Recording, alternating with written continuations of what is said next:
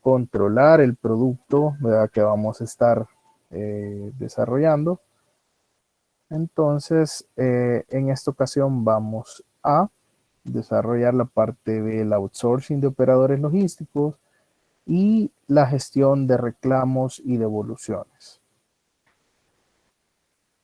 Entonces, la subcontratación de operadores logísticos básicamente nace de almacenadoras de mercancías más empresas de transporte de carga, ¿verdad?, por carretera, ¿verdad? Y entonces el fusionar ese par de servicios y ofrecerlos hacia una serie de clientes empieza a generar este tipo de operadores logísticos que se encargan de desarrollar estas actividades, ¿verdad? Que al final alguna empresa viene y dice no tengo la capacidad para manejarla o no tengo el espacio, las instalaciones, el personal, el equipo, etcétera.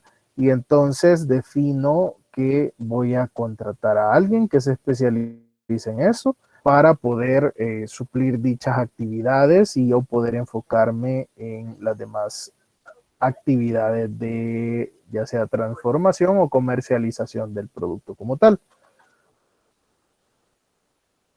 Entonces, en el caso de las almacenadoras, pues aprovechan la infraestructura física y el conocimiento de manejo de mercancías para ofrecer un portafolio de servicio amplio que incluya transporte y distribución física. Muchas veces el servicio de transporte es subcontratado. Dicen, bueno, tenemos las instalaciones para tener el almacenaje del producto y entonces vienen y subcontratan a otras que prestan el servicio.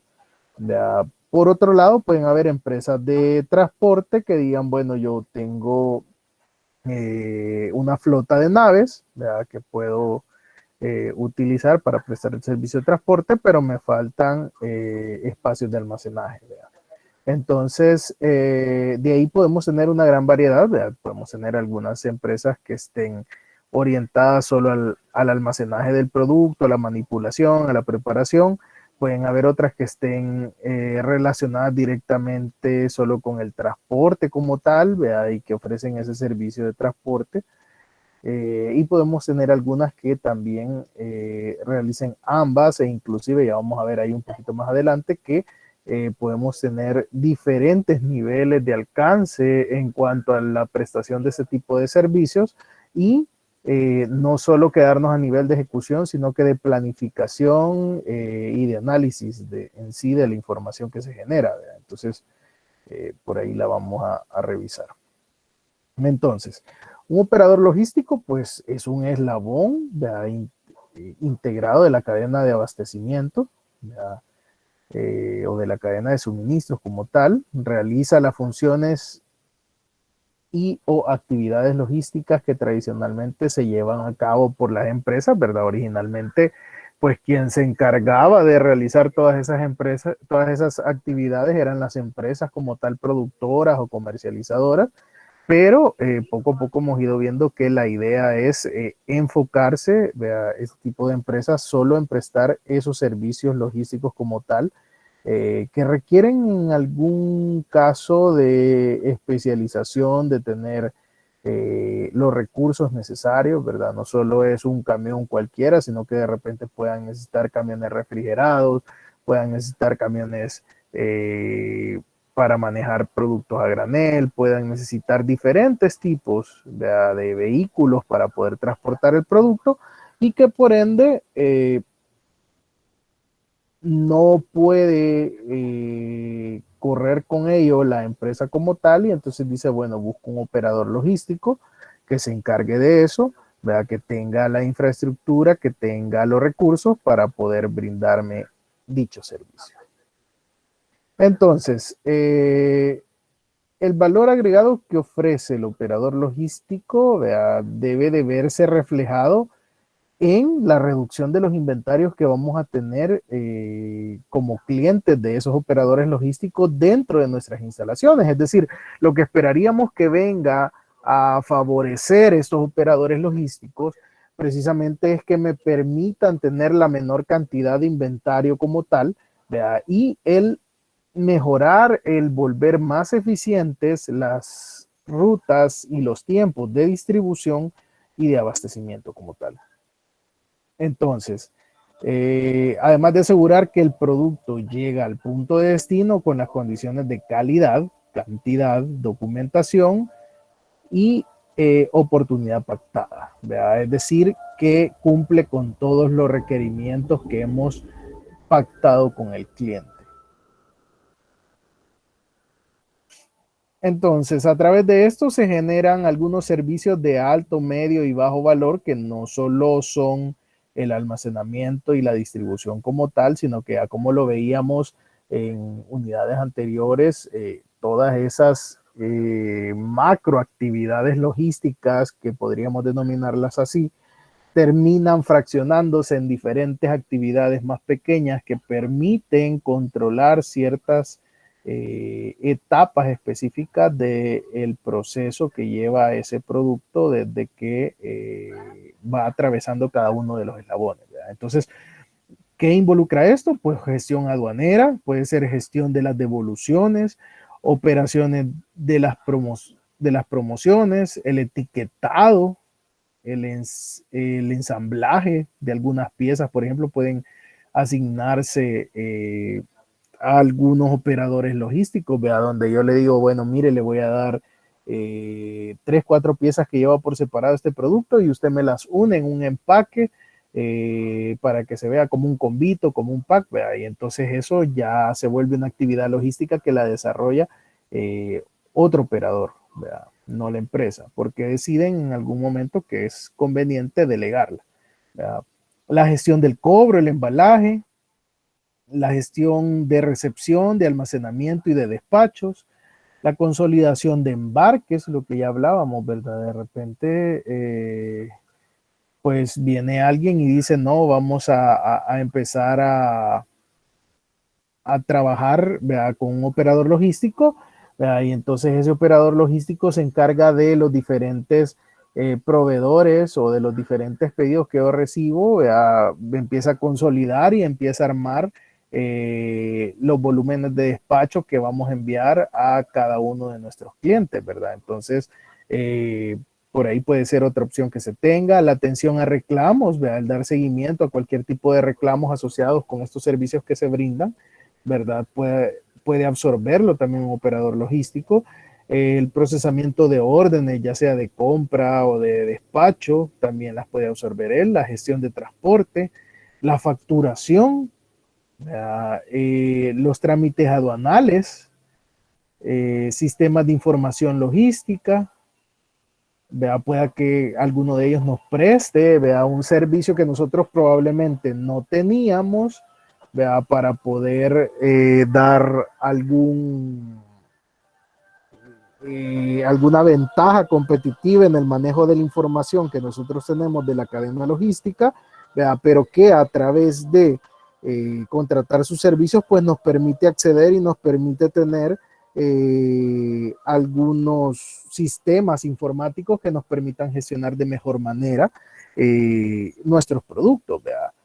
Pero eso asociado a que nosotros estemos solicitándoles el servicio como tal, ¿verdad?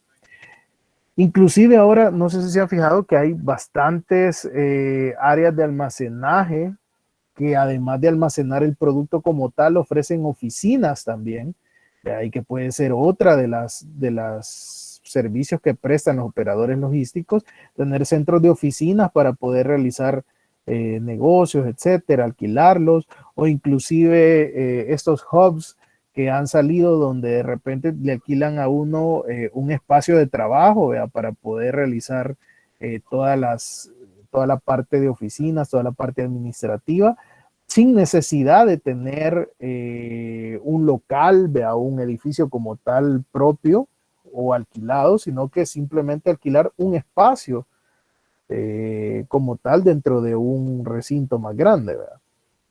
Y algunos elementos también incluyen servicios de consultoría, de asesorar y dar soluciones hacia diferentes problemas que se presentan en la cadena de suministro de nuestra empresa. Entonces, a partir de ello existen 4 puntos básicos para que la empresa pueda optar por un outsourcing, ¿verdad? Que es contar con una buena administración del proceso de abastecimiento, ¿verdad? Y que consiste en aprovechar al máximo las ventajas o habilidades principales de la organización y subcontratar todo lo demás, ¿verdad? La otra es determinar habilidades principales e identificar cuellos de botella, ¿verdad? Identificar actividades centrales o principales. En estas, la empresa tiene alguna ventaja sobre sus competidores, ¿verdad?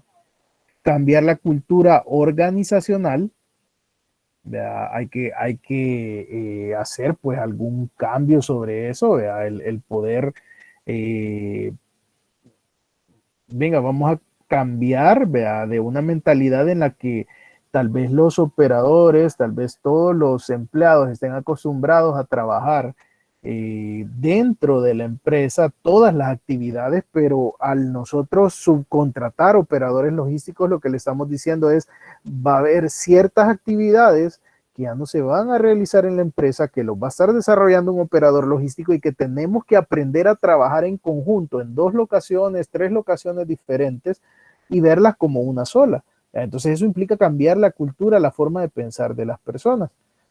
Contar con la tecnología de información adecuada es importantísimo también, ¿vea? A pesar de que muchas actividades puedan llevarse, ¿vea?, a la antigua con algún tipo de papelería, documentación física, ¿vea?, y todos los controles así, pero actualmente sabemos que lo que permite dar una ventaja competitiva a las empresas es el utilizar tecnologías de información y comunicación y todos estos software que nos permiten agilizar todo el manejo de información de los productos, etcétera, ¿verdad? Entonces, estas 4 cuestiones, ¿verdad?, deberían de ser como los puntos que nosotros deberíamos de revisar dentro de nuestra empresa y decir, bueno, cumplo con todo esto y esto me permite pasar a una situación de outsourcing, ¿verdad?, donde voy a cambiar de forma grande la forma en que trabajo.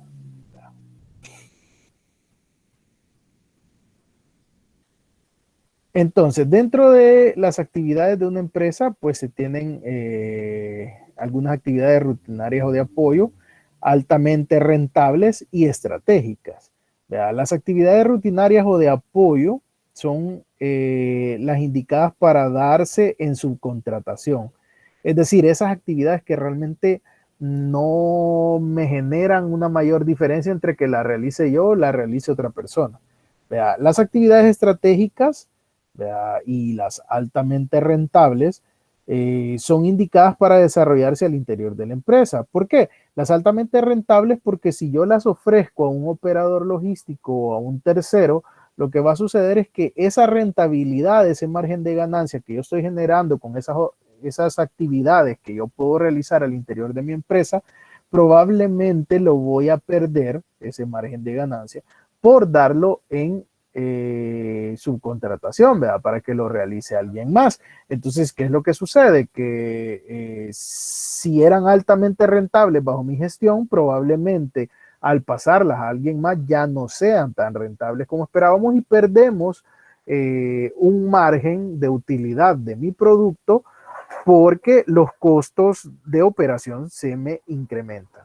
¿Verdad? En el caso de las estratégicas, pues probablemente querramos desarrollarlas al interior de la empresa porque la toma de decisiones o inclusive el factor diferenciador de mi empresa con respecto a otra depende de cómo se realicen esas actividades. Entonces, no voy a querer que venga alguien más a encargarse de la médula de mi negocio, ¿verdad?, o de esas actividades que son las que hacen la diferencia entre todos mis competidores y mi empresa. No voy a querer que alguien más venga a encargarse de eso, porque precisamente es mi factor diferenciador, es lo que me permite a mí ser quien soy como empresa, ¿verdad? Entonces, en ese momento, tampoco vamos a querer delegar estas actividades. Mientras que las rutinarias o de apoyo, pues obviamente, por su nombre tal cual como lo dicen, no generan un impacto tan grande en nuestras operaciones y en nuestro producto si yo las tiendo a delegar a alguien más.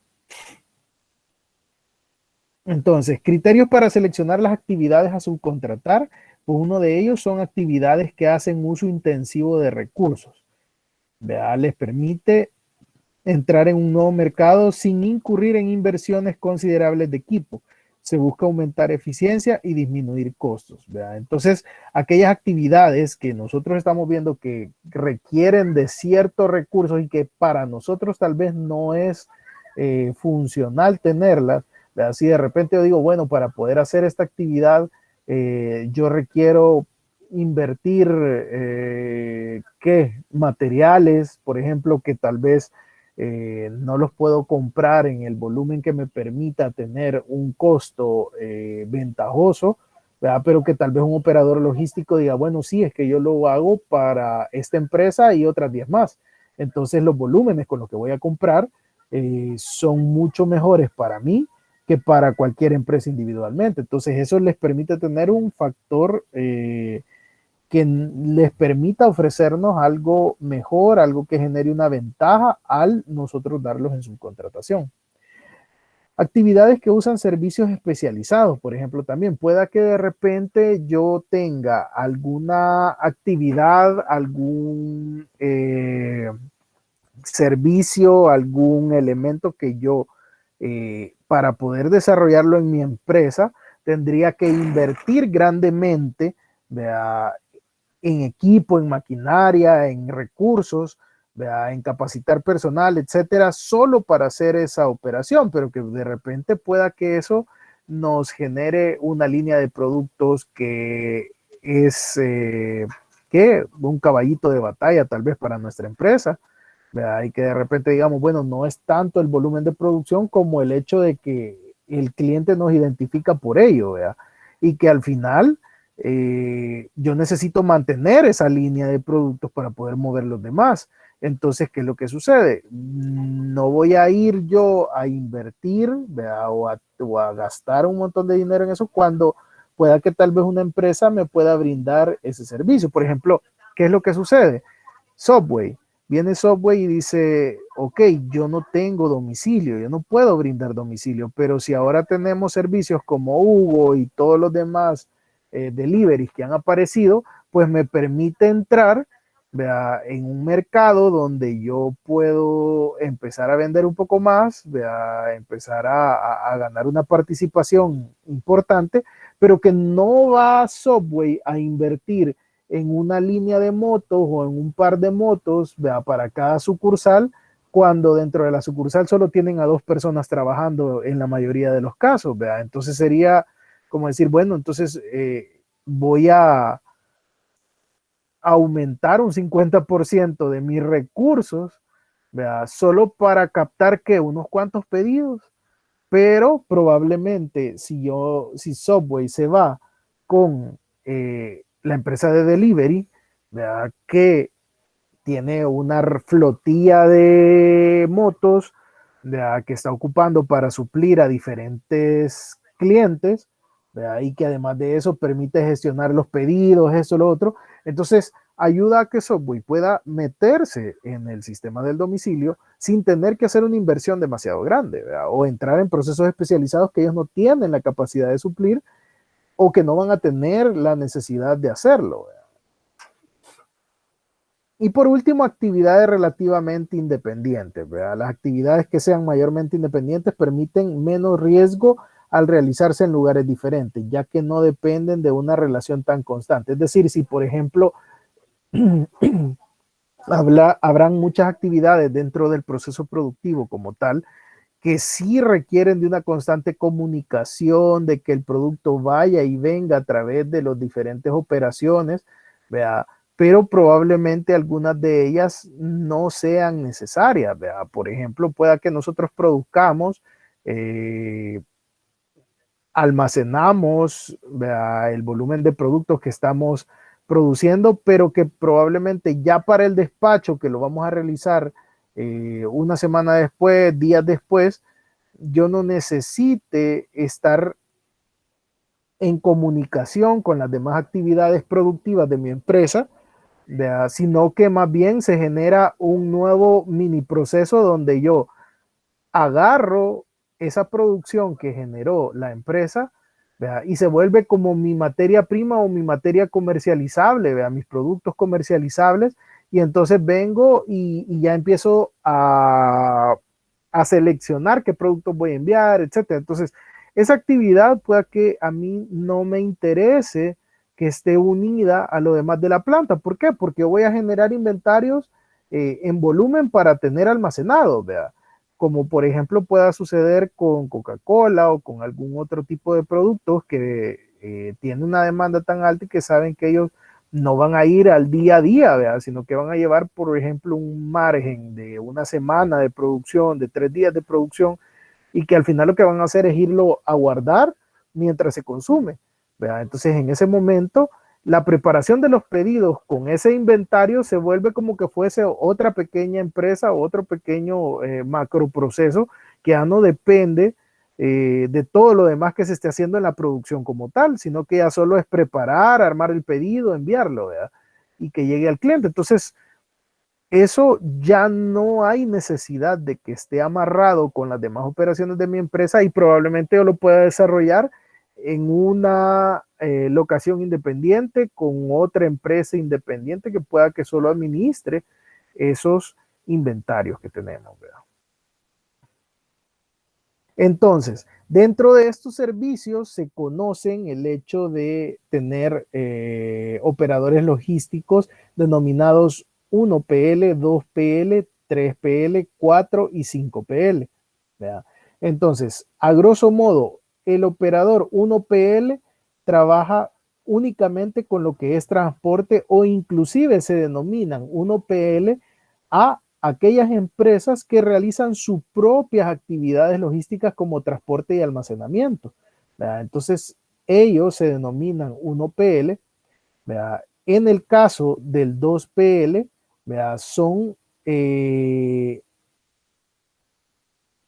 actividades logísticas como el transporte y el almacenamiento, pero que ahora sí ya se delegan a una empresa diferente, ¿verdad? Ya no es la mía la que se encarga de hacer el transporte y el almacenamiento, sino que yo digo, necesito un operador logístico que sea externo a mi empresa y que me gestione el transporte y el almacenamiento. Ahora bien, ellos van a hacer la parte física, la parte operativa, ¿verdad? De guardarlo, moverlo, prepararlo, etcétera. Pero quien va a decidir cómo se mueve eso, voy a seguir siendo yo.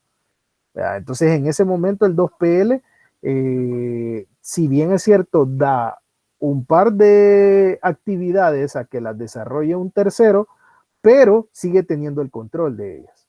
En el caso del 3PL, ya cambia un poco la cosa, porque se sigue dando el transporte y el almacenamiento, pero se le da la autoridad al operador logístico para que él empiece a analizar la información y a tomar decisiones de cómo se va a enviar a los diferentes clientes. Entonces, en ese momento, ya la gestión queda a cargo del operador logístico que nosotros estamos contratando y el éxito o el fracaso dependerá de las decisiones que ellos tomen. Luego tenemos el 4PL, que ya va más sobre el hecho de la coordinación y supervisión de la logística. Es decir, estas empresas de 4PL lo que hacen es centrarse más en la gestión, en la planificación, en el análisis de información, en la recopilación de quejas, reclamos, etcétera. Y entonces ellos vienen y dicen qué es lo que se va a hacer para optimizar, para mejorar esas operaciones. Ahora, ¿qué es lo que sucede con los 4PL? Los 4PL dependen de los 3PL también. ¿Cómo va a trabajar esto?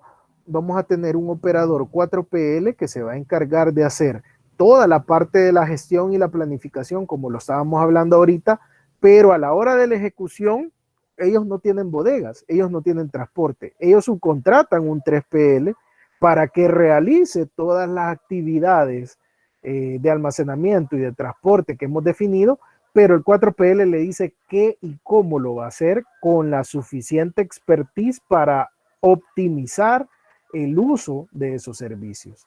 Y por último tenemos el 5PM, que ya es una optimización a nivel global. Ya esto de la integración de la cadena de suministros a un nivel más macro, ya no de una empresita con un operador logístico cercano, sino que a nivel regional, a nivel nacional, ¿verdad? Entonces son operadores logísticos más grandes.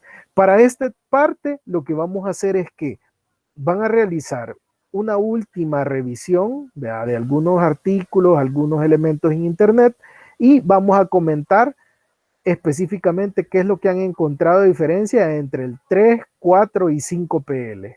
Les voy a activar ese foro y lo vamos a terminar de llenar de aquí hasta el cierre de ciclo, para que puedan comentar cuáles son las principales diferencias que han encontrado entre esos tipos de operadores logísticos, 3, 4 y 5 PL, de acuerdo a lo que hayan podido revisar en alguna bibliografía o sitiografía en Internet, ¿verdad?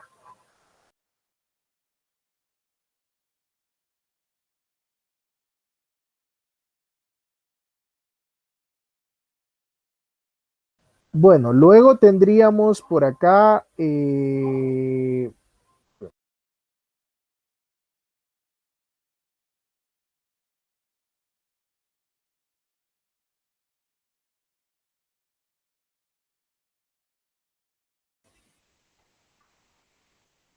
bueno, luego estaríamos hablando un poco sobre la parte de la subcontratación y la tercerización.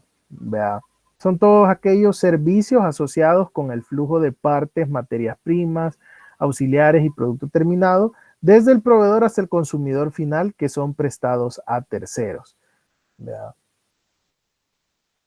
Es un poco de lo que venimos hablando ya con estos operadores logísticos, pero inclusive ahí pueden entrar algunas otras operaciones, ¿vea?, que se realicen y que, ¿qué es lo que nos da la ventaja de tercerizarlas o subcontratarlas? Es decir, de sacarlas de nuestra empresa y que alguien más lo realice.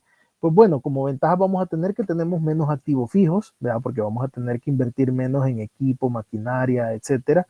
Vamos a tener una reducción de los costos fijos por operación, porque obviamente esas actividades ya no las vamos a estar cargando dentro de nuestros costos mensuales, sino que va a depender de qué tanto yo produzca, y eso se lo va a estar cargando o lo va a estar costeando, ¿verdad?, la empresa que nosotros subcontratemos o le demos por tercerización.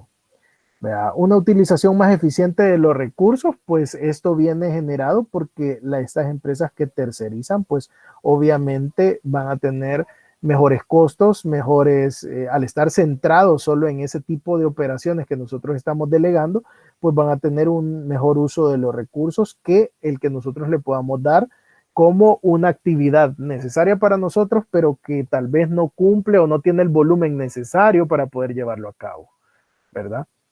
El manejo de economías de escala, ¿verdad? Es decir, al tener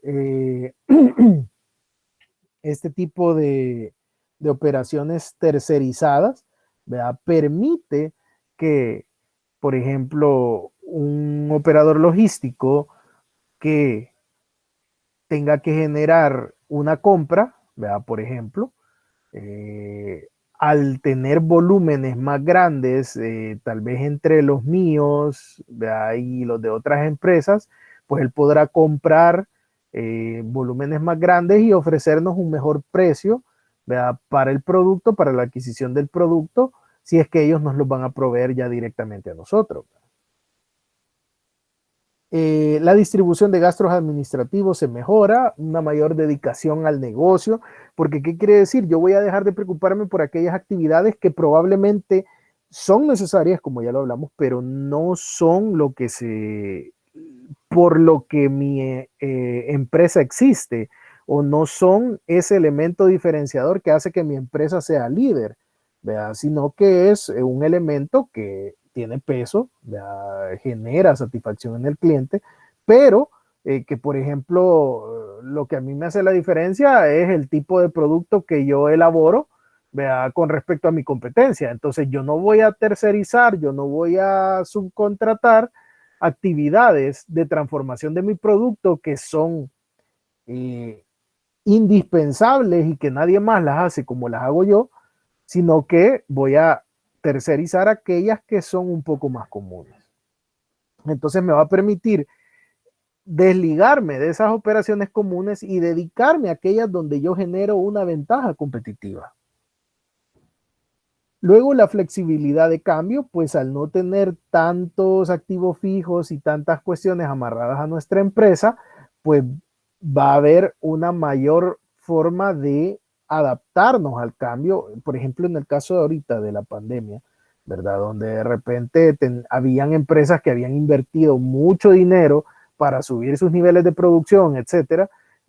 Ahorita que empezaron a reducir sus volúmenes de producción, se la vieron a palitos, pues, porque habían hecho inversiones, tenían gastos que cubrir, etcétera, y al bajar la producción, pues, ni modo, ¿vea? Les tocó que el producto se les inflara con el costeo, ¿vea? Y les tocó que acarrear con esos costos con la poca venta que tenían. Ahora, ¿qué sucede si yo, por ejemplo, tercerizo? Quiere decir que los costos asociados los va a estar llevando la empresa que yo contraté para la tercerización. Si yo le digo, él me va a cobrar a mí por las unidades, ¿vea? O por el volumen de las actividades que ellos me manejen. Entonces, en ese momento, si mis operaciones caen, pues simple y sencillamente lo que pasa es que le voy a pagar menos porque me van a hacer menos operaciones. ¿Verdad? Pero si esas operaciones se van para arriba porque de repente empezamos a tener otra vez una gran demanda, pues bueno, yo empiezo a exigirle a mi operador logístico, a la persona perdón, a la empresa que ha tercerizado, ¿verdad? Y entonces le digo, hey, necesito que me respondan más rápido y que me ayuden a suplir esta demanda que está creciendo, ¿verdad? Pero entonces todo va a depender de cómo fluctúe de mis ventas, de mi producción, pero yo me despreocupo porque quien va a estar a cargo de eso va a ser el tercerizado. No. Otra de las ventajas es que permite una especialización, como ya veíamos por ahí, pueda que estas empresas tercerizadas tengan mayor expertise, mayores recursos, mayor know-how, el cómo hacer las cosas, esa habilidad como tal del negocio, que probablemente si yo me quiero meter en ese rubro o en ese tipo de actividades, tal vez no tengo la capacidad de suplir o de hacerlo de la forma en que ellos lo van a hacer, ¿verdad? Y para ellos va a ser pues mucho más sencillo. ¿Verdad? Dentro de las desventajas, ¿qué es lo que sucede? Pues bueno, tenemos menos control, ¿verdad? Porque todo lo va a estar llevando el tercerizado, ¿verdad? Vamos a tener una dependencia de ellos porque esas actividades yo ya no las puedo realizar en mi empresa, entonces obviamente si a ellos les sucede algo, me pasan llevando de encuentro, ¿verdad? Vamos a tener menos contacto con los clientes en algunas ocasiones. ¿Por qué? Porque muchas veces si la distribución, la atención al cliente y todo eso lo delegamos en estas empresas, pues quienes van a estar haciendo los contactos y van a estar de cara al cliente van a ser ellos y ya no nosotros. Que nos pueden pasar la información, etcétera, sí, pero todo se va a tener que canalizar a través de ellos. Vamos a tener costos variables más altos porque obviamente, como lo hablábamos ya, va a depender de qué volumen yo les esté mandando a realizar en las operaciones a ellos. Entonces, a medida que crecen mi volumen de producción, pues obviamente crecen mis costos variables. Hay un poco más de desinformación, aunque esa última en alguna forma se puede prevenir con los sistemas de información, las tecnologías de comunicación, pero en algún momento puede haber algunos canales de comunicación que se vean truncados, que no rindan la eficiencia como se espera y de ahí pueden venir algunos problemas de comunicación. Y por último, hay una pérdida de la imagen, pero no lo hablemos de la marca como tal, sino que el hecho de que, por ejemplo, si quien me está entregando a mí ahora es Hugo, yo ya no hablo tanto del servicio de entrega de Pollo Campero o de cualquier otro restaurante así, sino que hablo de Hugo. ¿Verdad? Entonces, quien va a estar en la mente, quien va a estar en los clientes, ¿verdad? En la boca de los clientes, va a ser aquel operador logístico, aquel tercerizado que esté brindándoles el servicio a ellos más de lleno, ¿verdad? Y entonces obviamente nosotros pasamos a quedar en una segundo plano, ¿verdad? Tras bambalinas, básicamente haciendo las operaciones sabiendo que nuestro producto es propio de nuestra marca, pero quien está llegando al cliente, quien lo está llevando y quien está haciendo que las cosas se cumplan es el tercerizado. Ahora, para la tercerización podemos tener diferentes modalidades. Por ejemplo, tenemos lo que se denomina el in-company, el offshore y el nearshore, ¿verdad?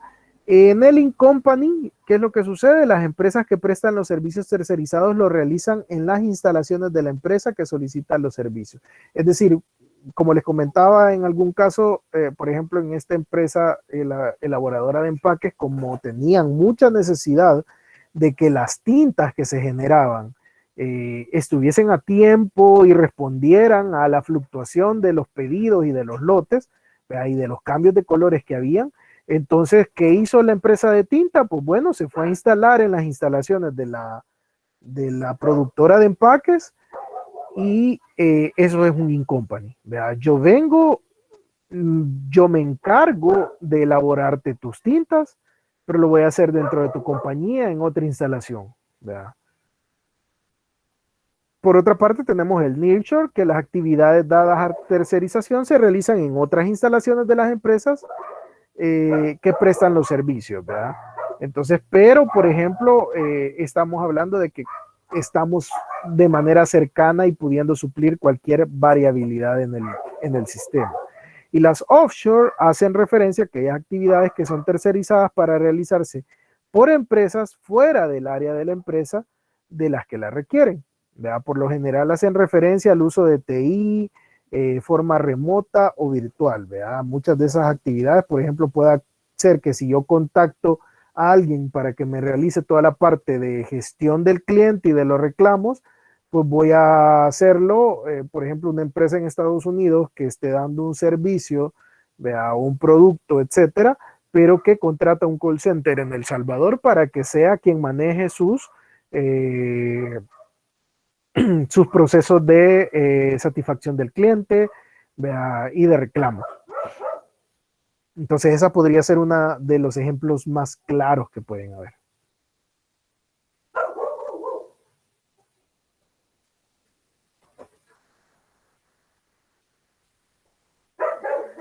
Ahora, hay una leve diferencia entre subcontratación y tercerización. Si se fijan ahí, la subcontratación dice, la contratación se da entre tres actores: la empresa que solicita, la empresa que provee y el personal.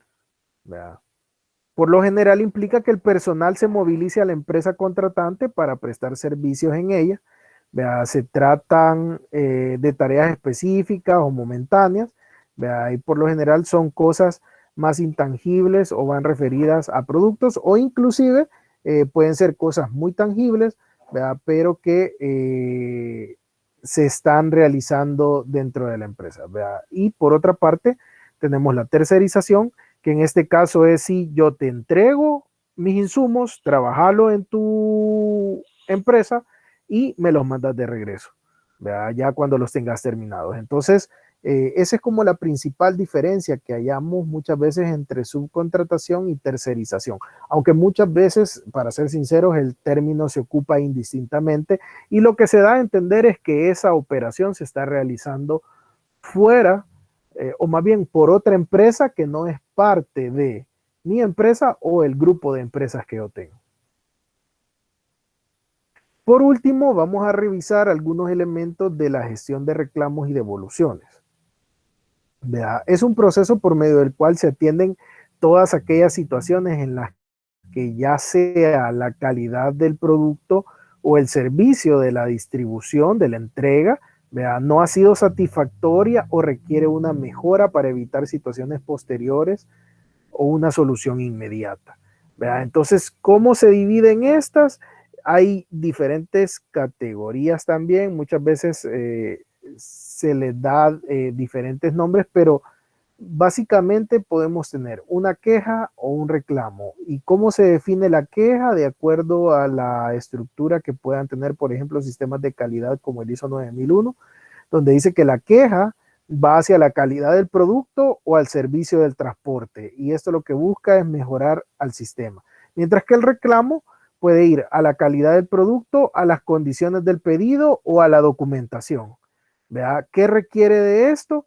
En el caso de la queja, pues solo nos generan una advertencia en la que me dicen, mire, hubo algo que no funcionó del producto, que no funcionó del servicio, pero que lo aceptamos, pero mejórelo. En el caso de un reclamo, lo que implica es, no estoy a gusto con esto y entonces o se lo lleva de regreso, ¿verdad? O me trae otro nuevo, me lo sustituye, etcétera. ¿Verdad? Entonces, en este caso, en el caso del reclamo, sí hay que hacer alguna actividad inmediata para solucionar eso de cara a ese pedido que tiene el cliente. Mientras que en el caso de la queja es únicamente un flujo de información que nos dice en estos puntos tu servicio no está siendo satisfactorio, tenés que mejorarlo. ¿Verdad? Entonces, obviamente, una serie de quejas se pueden transformar posteriormente en un reclamo donde nos digan, mira, ya no te voy a dejar pasar esto porque me lo venís presentando mal, te estoy dando retroalimentación, pero no haces nada para mejorarlo. ¿Ya? Entonces, en el proceso de evolución, viéndolo de manera genérica, podríamos hablar que el cliente recibe el pedido, el cliente detecta una inconformidad, ¿verdad? Que si es por calidad del producto, se negocia la aceptación o se genera un retiro del producto. ¿Verdad? Y ahí sabemos que implica una logística inversa para ir a recopilar ese producto nuevamente, ir a retirarlo, traerlo de vuelta y ver qué se va a hacer con él. Si el cliente detecta una inconformidad y es en las condiciones del pedido, es decir, me trajeron más, me trajeron menos, hay un error en el producto que no era el cual, pues bueno, tendremos que realizar un retiro del producto. Hay ciertas prácticas que no son las correctas, donde de repente digo, bueno, mire, me voy a quedar con eso, pero ajuste, o tráigame lo que falta, o mire, llévese lo que sobra. Y muchas veces hay documentación amarrada a esto que legalmente no deberíamos de hacer eso. Entonces es una práctica que debemos de tener mucho ojo a la hora que veamos eso y que realmente el proceso correcto debería de ser no cumple las condiciones del pedido, debe devolverse. Ahora, muchas de las presiones van orientadas hacia el hecho de que, hey, es algo que urge, es algo con lo que me voy a quedar desabastecido, es algo con lo que no puedo esperar a que me lo traigan nuevamente. Y ahí es donde entran esas variables que nos hacen tomar decisiones y que nos hacen decir, bueno, rompamos un poquito las normas y aceptemos esto así y después lo corregimos. Pero eso da pie a muchos problemas posteriormente a la hora de la administración y la gestión de toda esa documentación. Y por último, podemos tener alguna inconformidad de acuerdo a la documentación, ¿verdad? Que si únicamente es que algún dato está malo, que las cantidades están malas, etcétera, y se puede corregir la documentación sin necesidad de retirar el producto, entonces eso es lo que procede, ¿verdad? Envío de documentación correcta. Entonces, no sé qué les parece, algún comentario, alguna consulta, alguna duda respecto a esto.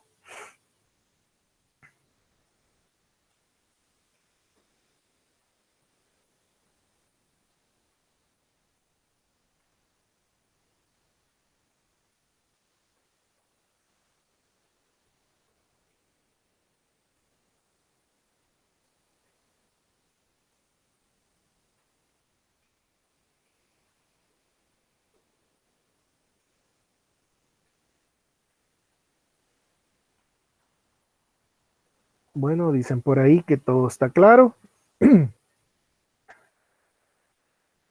Ya les voy a subir, creo que les debo los videos y los documentos de las sesiones anteriores, así que ya se los voy a actualizar por ahí en el Sakai para que ya los puedan tener accesibles. De aquí solo nos faltaría ver algunos temitas ligeros sobre la documentación, que por ahí se los voy a subir también. Y básicamente estaríamos cerrando ya esta unidad. Solo nos quedaríamos a la espera de la parte de los indicadores, que vamos a ver una parte teórica bien ligera la otra semana, posterior a el webinar que vamos a tener con el doctor del Moral. ¿Verdad? Entonces ahí vamos, el doctor del Moral pues nos va a dar una cátedra ahí sobre los indicadores de desempeño en las cadenas de suministro. Ya les vamos a mandar por ahí, me falta enviarles el link con toda la información, siempre a través de YouTube, del canal del departamento. Así es que para que puedan asistir, siempre va a ser de 6:30 el lunes en el horario de clase, ¿verdad? Para que no tengan ningún inconveniente. Y pues ahí pueden formular ustedes sus preguntas, ahondar un poco más en el tema. Él tiene amplia experiencia trabajando con indicadores logísticos. Y por último, pues vamos a cerrar con un poquito de teoría sobre ese tema el próximo miércoles. Con eso estaríamos dándole fin a todo el contenido de la materia y nos quedaríamos esperando únicamente el examen.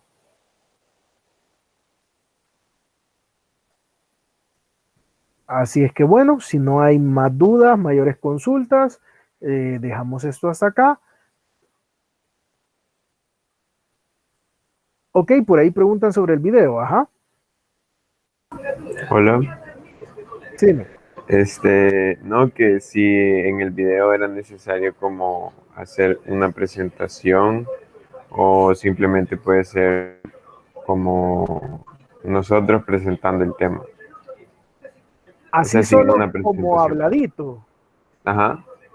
Pues fíjense que lo ideal es que tuvieran algún recurso visual también, pues para que la gente pueda ubicar un poco, vea, y porque a veces hay mucha información que dar, vea, y entonces tal vez un esquema o algo que pueda permitir ir asociando el contenido que se está desarrollando puede ser bastante recomendable, o que de repente si van a hacer algún video tal vez así tipo Powtoons y todas esas cosas, pues ahí mismo va el elemento visual, vea. Eso podría ser como mi recomendación. Si no van a hacer algo así como eso, tan editado, pues yo creo que una presentación pequeña donde tengan los puntos más claves, del tema que se está desarrollando y donde ustedes puedan ir hilando todas las ideas que van a ir desarrollando. Ah, ok, está bien, muchas gracias. Por ahí dice Daniel, una duda con el trabajo de hoy, debe ser PDF y hasta medianoche, ¿verdad? Sí, debería de ser PDF para que no se les mueva el formato, ¿verdad? Porque muchas veces da problemas con eso. Y sí, hasta medianoche.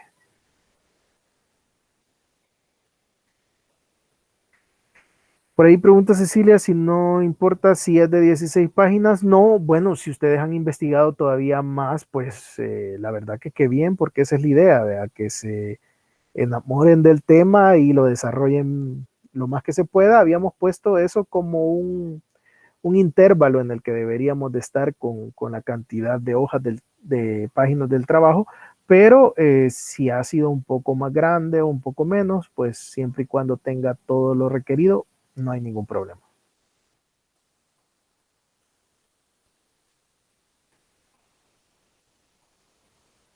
Bueno, perfecto. Entonces, cualquier duda, si no, pues ahí estamos por WhatsApp, me hacen llegar sus consultas, ya sea en el grupo o individual, y ahí vamos solventando, ¿verdad? Así es que les agradezco por su participación y nos veremos el lunes en el webinar. Así es que pasen feliz noche, que descansen.